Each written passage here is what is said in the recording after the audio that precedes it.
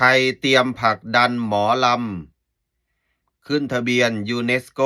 เพจลาวโวยเป็นวัฒนธรรมลาวแท้ๆอันนี้เพจข่าวสดนะสบายดีสวัสดีครับทักทาย FC ทุกท่านที่เข้ามาติดตามรับชมอยู่กับผมเทพโยกครับพี่น้องทางเมืองไทย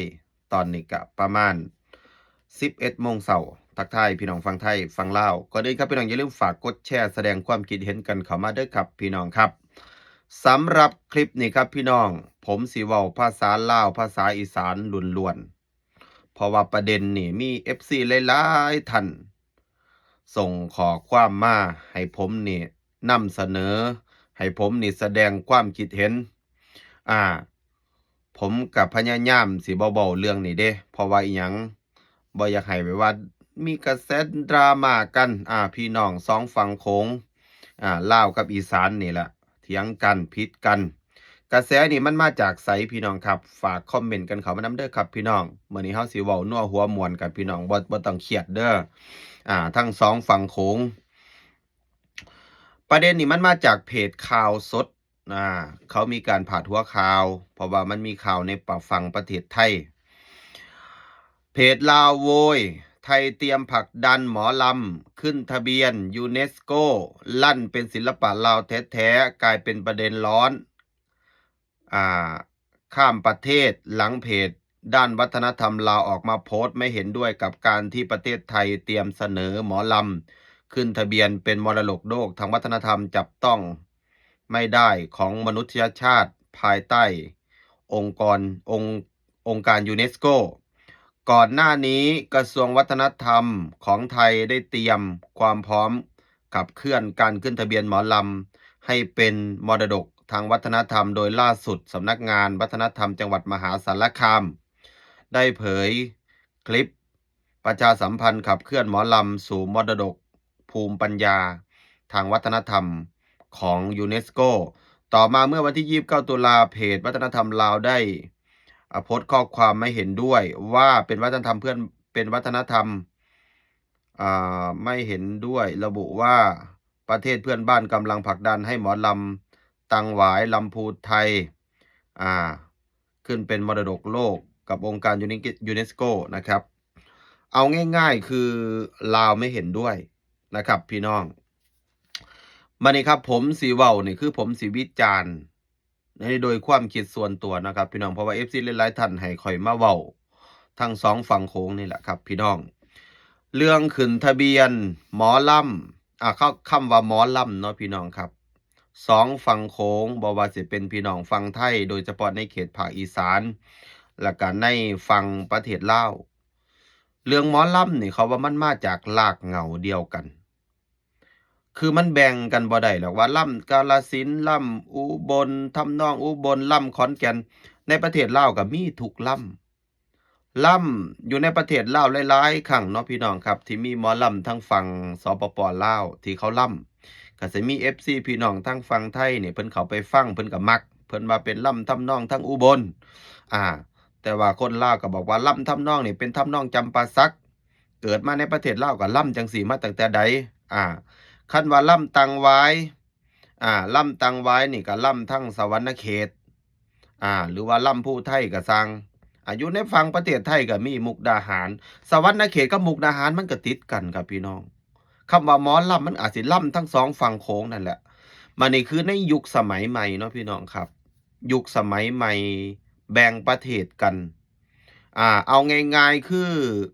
สมัยก่อนอันนี้คือต้องย้อนกลับไปสมัยก่อนเนาะสมัยก่อนที่ฝรั่งเศสจะเข้ามาในอินโดจีนล่าอาณานิคมสมัยก่อนลาวกับอีสานก็เป็นรากเหง้าเดียวกันพอฝรั่งเศสเมื่อก่อนเอาง่ายๆคือเมื่อก่อนนะลาวนี่เคยตกเป็นเมืองขึ้นสยามเคยตกเป็นเมืองขึ้นสยามสมัยก่อนสยามก็กวาดต้อนทุกสิ่งทุกอย่างนั่นแหละเอาง่ายๆคือปกครองลาวก็เป็นธรรมดาเพราะว่าอยู่ภายใต้การปกครองของสยามหลายปีมัดก้อนหนานี่ก้อนหนาที่สยามสิไปปกครองลาวเขาก็มีรากเหง้ามีประเทศมีชาติพันธุ์กลุ่มของเขาอยู่แล้วคันเฮาสิไล่เอาก้อนหนานั่นอีกก็คือกัน เพราะว่าลาวก็มีชาติพันธุ์ของลาวอ่าไทยก็มีชาติพันธุ์ของไทยมาตั้งแต่ยุคบ่ฮู้จัก100ปีเป็นพันๆปีก็บ่ฮู้เนาะแต่ว่าคันเฮามาผิดกันมาเถียงกันประเด็นเรื่องหมอลำอันนี้เว้าเป็นกลางเนาะหมอลำคือรากเหง้าเดียวกันอีสานกับลาวสมัยก่อนบ่ได้แบ่งประเทศก็เป็นรากเหง้าเดียวกันในเมื่อว่าฝรั่งเศสแบ่งปุ๊บตัดไปฝั่งนั่นเป็นประเทศลาวสถาปนาเป็นลาวประมาณ2518หลังปี1975หรือว่าก่อนหน้านั้นคือว่าตัดไปเพราะว่าเอาง่ายๆคือเป็นประเทศลาวไปแล้วแต่ว่าฝั่งนี่ฝั่งอีสานก็แน่นอนเขาก็กลายเป็นคนไทยอยู่แล้วเพราะว่าเขาบ่ได้ย้ายไปไสมันขึ้นอยู่กับว่าฝรั่งเศสมาแบ่งออกไปให้ทั้ง2ฝั่งนี่กลายเป็นคนละประเทศอ่าบัดนี้คือคันเฮาสิมาโต้เถียงมองในมุมของฝั่งไทยเนาะคนอีสานเพิ่นก็มี20กว่าล้านคนคนฝั่งในสปป.ลาวมีตอนนี้ประมาณ7-8ล้านคนอ่าแล้วอีสานเพิ่นก็ฟังหมอลำมาตั้งแต่ใดแล้วก่อนที่จะแบ่งแยกประเทศกันก็มีหมอลำลาวนี่คือมีอยู่แล้วก็คือหมอลำเวลาเฮาเข้าไปกรุงเทพเนาะพี่น้องเวลาเฮาเข้าไปกรุงเทพไปเป่าแคนหรือไปล่ำอยู่ในกรุงเทพสมัยก่อนเนี่ยคนกรุงเทพเขาก็ยังบางคนเขาก็บ่มักเดะบางคนโอ๊ยฟังหมอลำลาวๆพวกนี้เห็นไหมอันนี้คือเขาบ่มักสมัยก่อนแต่ว่าสมัยซุมื้อนี้ยุคสมัยใหม่มันเท่าเทียมกันสำหรับประเด็นนี่พี่น้องข้อยอยากบอกว่าจังซี้เนาะบ่ว่าสิเป็นทางอีสานฝั่งไทยหรือสปป.ลาวประเทศลาวบ้านพี่เมืองนอก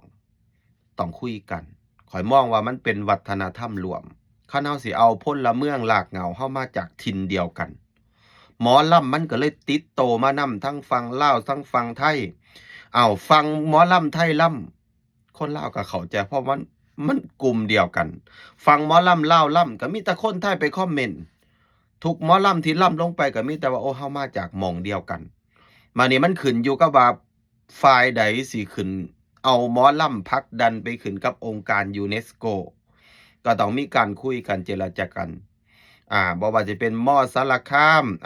บ่ว่าจะเป็นอาจารย์พ่อครูแม่ครูทั้งหลายเพิ่นก็รู้จักกันดีทั้ง2ฝั่งโขงเรื่องนี้คันเกิดว่าเอาไปขึ้นทะเบียนอีหลีแน่นอนมันก็ต้องมีกระแสดราม่าข้ามโค้งแน่นอน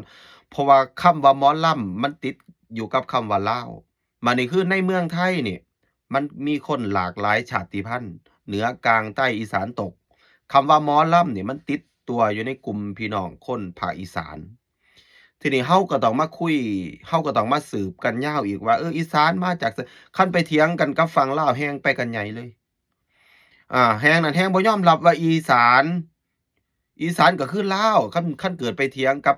กลุ่มฝั่งพี่น้องทางสปป.ลาวคันเว้าเรื่องการเมืองอ่าแต่คันเว้าเรื่องตามหน้าที่บัตรประชาชนต่างๆอีสานเขาก็คือคนไทยอ่า นี่มันขึ้นอยู่กับว่าผู้ใหญ่ทั้ง2ฝั่งโดยเฉพาะกลุ่มที่พ่อคู่แม่คู่หรือว่าศิลปินแห่งชาติหรือว่ากลุ่มที่เขาจะขึ้นทะเบียนเนี่ยข้อยว่ามันมีการคัดค้านกันแน่นอนอันนี้คือปฏิเสธบ่ได้คันลาวบ่มีหมอลำก็จักสิไปอยู่ไสอันนี้นี่เว้าความเป็นจริงเนาะพี่น้องครับอาแต่ว่าข้อยเว้าว่าคนอีสานเขาก็เกิดมากับหมอลำมาตั้งแต่ใดแล้วคือกันเพราะว่าเราบ่ได้มาจากคนละชาติพันธุ์เด้เราเกิดมาจากรากเหง้าเดียวกันฝรั่งเศสมาแบ่งแล้วเราสิมาผิดกันเรื่องหมอลำได้จั่งใดเราก็ฟังนำกันมาตั้งแต่จำความได้อ่านี่แหละพี่น้องครับผมก็แสดงความคิดเห็นได้ส่ำนี้ครับพี่น้องผมก็บ่อยากให้พี่น้อง2ฝั่งโขงโดยเฉพาะพี่น้องในเขตภาคอีสานในฝั่งประเทศลาวมาแบ่งกันมีลิขสิทธิ์เป็นของตัวเองหมอลำนี่คันขึ้นทะเบียนแล้วฝั่งนั้นลำบ่ได้เด้อก็ว่ากันไปเพราะมันสิมีอิหยังเพิ่นเขียนลงมีลำตังหวายลำพูดไทย